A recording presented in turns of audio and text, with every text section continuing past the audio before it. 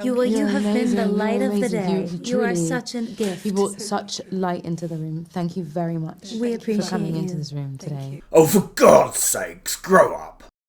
If you have any sort of female in your life, or even worse, you are one yourself, chances are you've heard of or even seen Wicked, the big screen adaptation of the small stage musical prequel adaptation of the Wizard of Oz film adaptation of L. Frank Baum's novel. With an opening weekend of over 164 million, Wicked is undoubtedly a huge hit. One of the biggest of the year, and by all accounts it's fabulous, darling.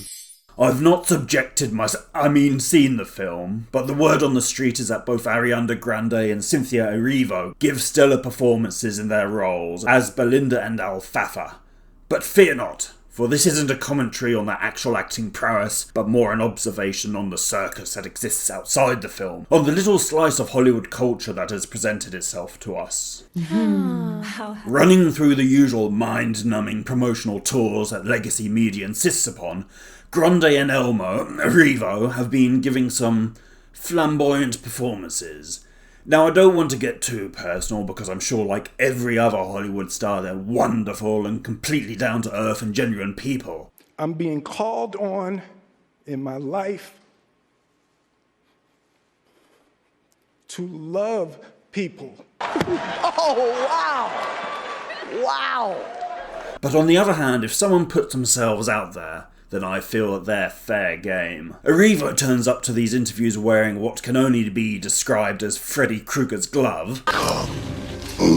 This, bitch! And the pair of them swoon and swell and preen over one another like a pair of dope-fueled lesbian lovers, which, judging from what can only be described as a lengthy session of digital scissoring, is quite possible.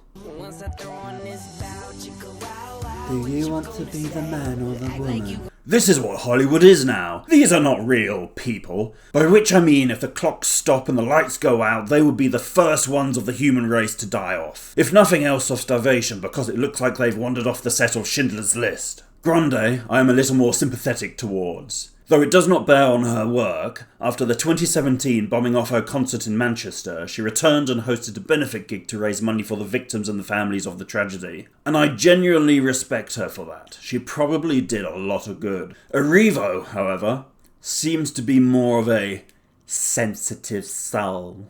Like, awkward. They don't really...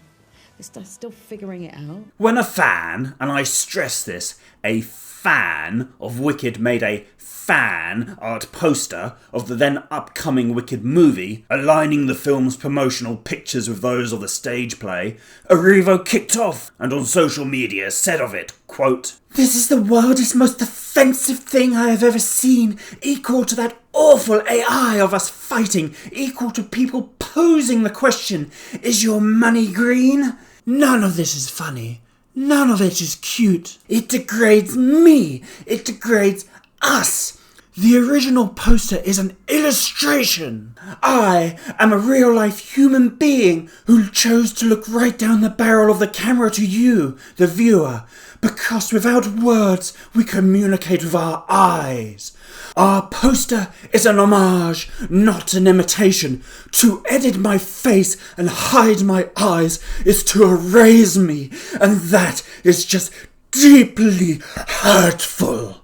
People think we need to be locked We up. have therapists. I certainly think at least one of you does. Perhaps Erivo does not know that every promotional photo is doctored and edited for optimization, and that most, if not all, of Wicked is presumably run through one editing software on another, and that her face has been nothing but one big edit. And considering she's covered in green paint, kicking off about a fan changing her face is a bizarre, stupid, and frankly narcissistic line of rebuttal.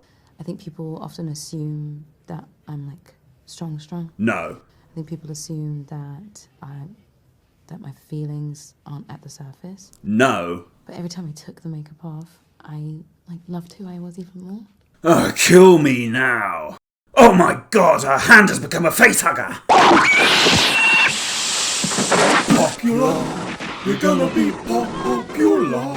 I'll teach you to talk to boys, spit out the toys, and the others will. And so while I have no doubt these two are talented at what they do, it's interviews like this that remind us how out of touch some of the people behind these performances are. And this is coming from someone who has his own personal valet. And that's the proper type of valet, not the type who drives around your limousines. I have someone else who does that. So, movie lovers, at the end of the day, it's always wise to remember that our on-screen heroes and heroines are in reality just wearing a mask crafted for them by another artisan. This is Oz, you know. It never hurts to peek behind the curtains. Holy shit. I mean, God. You absolutely, know? Yeah. No, I don't.